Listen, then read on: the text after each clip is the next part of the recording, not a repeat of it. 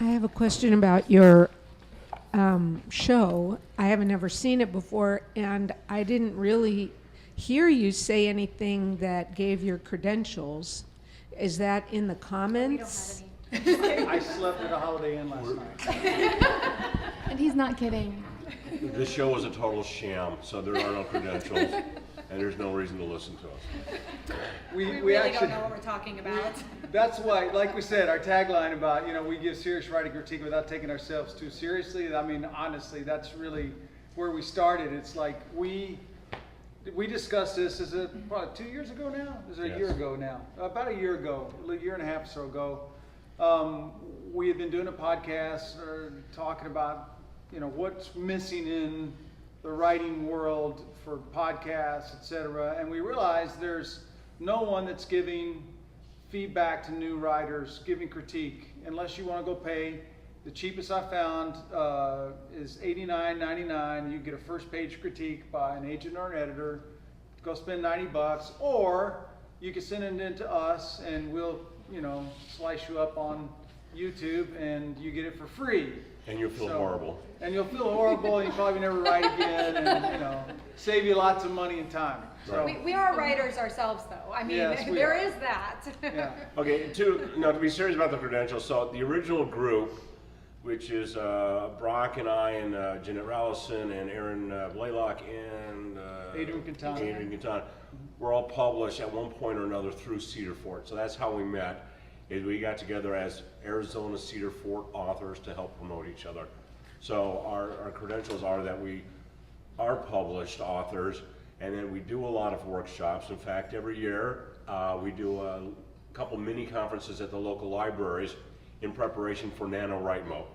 So we do a little mini conference, so all of us have classes that we do on those. So we do teach quite a bit on it, and we are published.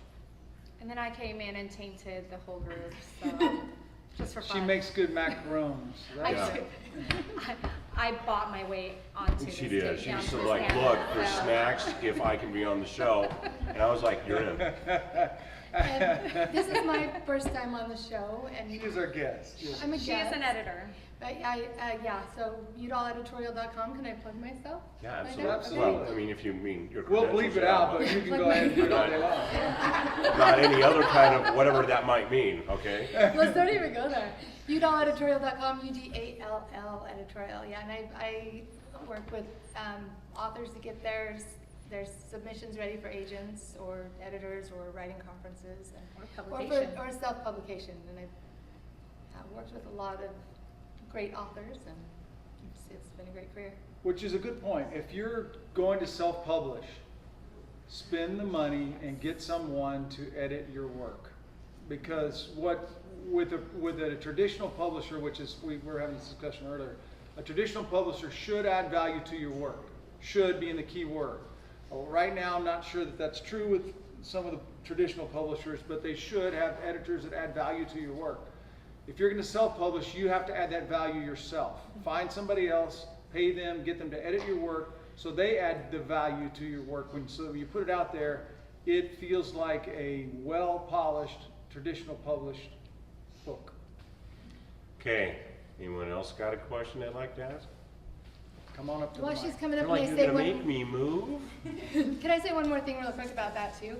Make sure that when you send it off to an editor to polish it and add that value, make sure it's not your first draft. I've had a lot of people Send it to betas. send it to betas, work on it, put it on the shelf for a month, and then come back to it when you're fresh. But yeah, put the work into it first, and don't expect the editor to do all of that work for you, because it's going to take more than one round. It's going to be more expensive, and it's not the best value for your money. So put it on the shelf for a month, and during that month when you're not working on it, watch all the back episodes of our YouTube, and you'll be really good. Yeah. Ready to go. Do your homework. Do you guys ever reread one of the pieces you do on the show, like to see the improvement? Has anybody resent you? We have not, because we had, we opened it up for submissions a little over a year ago. We are just barely getting to the end of that first batch of submissions that we had, so we haven't had time to. We probably got another 2 months of manuscripts before we're done with that first batch of submissions. Here we go. What we'd rather do is have you send us a letter saying that your submission got accepted after you were on our show. That would be the best. So somebody out there go do that, please, so we can put it on our show. Yeah, we love that. Because it's all about us. Why, did you have one that you want to resubmit? No, I haven't, but I was just like, you like to see the happy ending, you know? Yes. See the improvement. And, Well, maybe the truth is that nobody has been willing to resubmit those after the first. You're like, those guys are jerks. They're still I'm not gonna crying say in the corner. anything. They've given You know up what? PTSD. I would like to do that. Maybe what we'll do is we'll call for, and we'll do so what we do is we'll record normally 4 episodes in a month, and so we compare all 4 of those. So we might open up 1 month to where we look at a first page a second time. That's a good idea. Yeah. Okay. that'd be- You're welcome. All right, any other questions? Really? All these creative people, and we have 2 questions? Does anybody have something they'd like us to critique on the spur of the moment?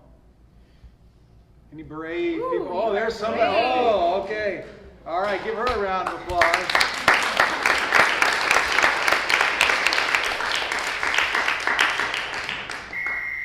Just kidding. Sit back down. Let's get warmed up.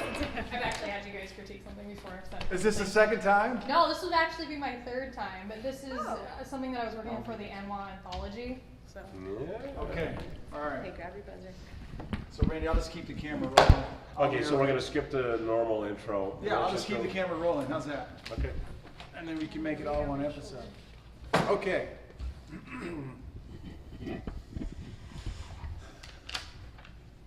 Okay, Of Unicorn Horns is the title. The scalpel slid through the skin like a warm knife slicing butter. I cringed, watching blood trickle around the wound, the lightheaded feeling forcing me to turn away. Dr. Pimple Popper started talking about the size of the lump and what could possibly live inside, the way it felt beneath her fingers, how she would try to leave as little scarring as possible. Once she had a slit in the skin, she took a couple fingers and pressed on the lump. Cottage cheese-like gunk spit out, some hitting her in the face mask she wore. I closed the laptop, effectively turning off the show, and faced the mirror on the desk. A lipoma. That was the name of the bump on my forehead. It had started as the smallest of pimples, right smack dab in the middle of my forehead. Of course, I hadn't squeezed the bump at all. I didn't want scars marring my skin, but the bump grew on its own. It looked like someone had stuffed a clove of garlic under my skin. I thought about squeezing it, the bigger it grew, but watching Dr. Pimple Popper made me think better of the idea. If it was lipoma, it would just come back, bigger. I flipped my head over and pulled my hair into a high ponytail and then a messy bun. Several scarves, headbands, and sweatbands set in a wicker basket on the desktop. I pulled out one of the warmer sweatbands and wrapped it around my forehead, covering the lump. Okay, wait, can I sit for a second? I remember. Yep. So, she's kind of gotten down to, I think there's just a couple of cliches, like the high ponytail and the messy bun are just overdone. Oh, really? Because I do that all the time. You know, in real life you do, but In my that's okay. hair. But yeah, I feel like every manuscript I've read has the female character having high ponytails and messy buns. How about man buns? Man buns are great. All right. That'll work. Okay, a little over cliche. All right, let's see. I wanted to move somewhere else. I besides pulled description. out one of the warmer sweatbands and wrapped it around my. Okay, so I'm not sure the story's going anywhere. That's my problem with it. Okay, that's really gross. Okay. I'm like, that is super I have a gross. feeling that's mission But- accomplished. Right, so that's mission accomplished, right? But now I'm like, okay, now you grossed me out. Can we go somewhere else and do something? And I'm not seeing that. Right. Okay. I pulled out one of the warmer sweatbands and wrapped it around my forehead, covering the lump. It was annoying having something wrapped around my head at all times, but having people see the lump frightens me more. I've been made fun of for it before. People staring at the third eye and on the middle of my forehead like some rare deity come to life, or something like that. Any Okay, comments? Go ahead. so I didn't buzz it, because I was enthralled by the grossness. Which, what does that say about me? I don't know, but, so there was one thing that, as far as, okay, wait, let me see if I can find it, I'm sorry. You had 2 INGs back to back. Oh, here it goes. The lightheaded feeling forcing me to turn away. The lightheaded feeling forced me to turn away. Just so you don't have the ing like back to back. So, anyhow, so this is super interesting, and I do, you know, I find it fascinating for some strange reason, but at the same time, I do hope that this is going to go into something a little. I'm waiting. I would carry on to the next page, but I really am hoping for something a little bit more than just pimple popping, is what I was going to say. That's So, what I feel like. We don't yeah. have any plot yet. Yeah, I'm wanting something more. So Have you ever had like a lipoma? perhaps? I mean, really? Well, no, but I guess what I'm saying is pimples suck, but let's up the stakes, right? Like, how about she has to go to a job interview, or maybe she's going to go see this boy that she had a crush on forever, and she hasn't seen him in a few months, and he just came back from summer vacation, or something like that. So I'm just wanting some kind of stakes, more stakes, to bring in more attention, to bring in more conflict, is what I'm hoping for. Right, and So- it is the center of the conflict, this flaw, and it's a personal story. I actually had one on my back once, and so I know what this is like. It's not fun. But it wasn't in the middle of my forehead, so that's good. I just kept my shirt on, which is easy to do. But there are a couple of things in here. This last paragraph kind of jumps around. I pulled out one of the warmer sweatbands and wrap. So it's past tense and present tense in the same sentence, which really you should avoid. Then you've got, like you said, it was annoying having something wrapped around my head at all times, but having people see the lump frightens me. So again, 2 ing, having very close together. So a few editing things. The real question is, although I did find this intriguing, is where is it going? Like I said, and what are the stakes? That's good though. Randy? Are we gonna vote? Oh, I'm ready to vote. You ready? It was gross. Wait, gross is not one of our. I know. Anyway. That's why you didn't buzz it. Ready, set, gross. Well, one, Ready, set, gross. and one more thing I would, the worm knife slicing butter I think is also a little bit cliched, along with the, well, that's a lot cliched. And you don't want to start your very first sentence with With a something cliche? that's cliched, yeah. Yeah. You come up with something more original that says the same thing, and but yeah, I agree that the grossness did really pull me in. So, but I'm yeah. not the only one. I mean, it's like a train wreck. As far as like watching this happen on the show, and then yeah, I can't watch those. Yeah, I agree. All right, There's- I guess my gross. comment would be that what we talked about on our first page is very true. And in a short story, it's multiplied because you have less room to work with. You really need to get to the character, and you really need to get to the story. And I don't see that we have accomplished either one of those in this. So that would be my point that I'd bring up. Okay. What is your vote though? You said ready, said gross. You never actually gave it a vote. Can I just make it gross? Can that be made? Okay, I'm gonna give it a right, because we need character. Because it's gross. And we need to know where the story's going in some direction. Yeah, and I don't think you have to necessarily get rid of this gross scene, but we No, need. I wouldn't. Yeah, keep it, but it maybe doesn't need to be the first page. But we do. We need plot. We need to know who this character is, and we need more story. So what are you voting? Right. Okay, I'm going to say set, actually, because I don't think it's, yes, it has some things that need to be fixed or whatnot. I was totally intrigued by it. I would turn the page, but definitely give us higher stakes, because I don't feel like this is enough. So work on that a little bit, fix kind of some of these like frequent of words and like you said with the tense, those are little things though that you can fix pretty easily. And I thought that the title was interesting, of unicorn horns. I was thinking of unicorn horn because she has one big pimple right there, but that was just something that came to mind. There you go.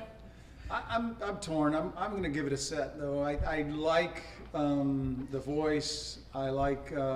Seems like it's going to be an interesting topic, but like all the things we talked about, it's not moving fast enough. Now maybe there's more that ties into the horn. Maybe it's actually a horn that's about to grow out of this girl's head. I don't know. Maybe that's where the story's going. That could be quite interesting, especially if you're a brony, you know. Anyway, but. You know, it's not moving fast enough. It's not, again, I don't have a character I can follow. But really it's kind of there, but I'm with them. I think the writing's very descriptive. The voice is very good.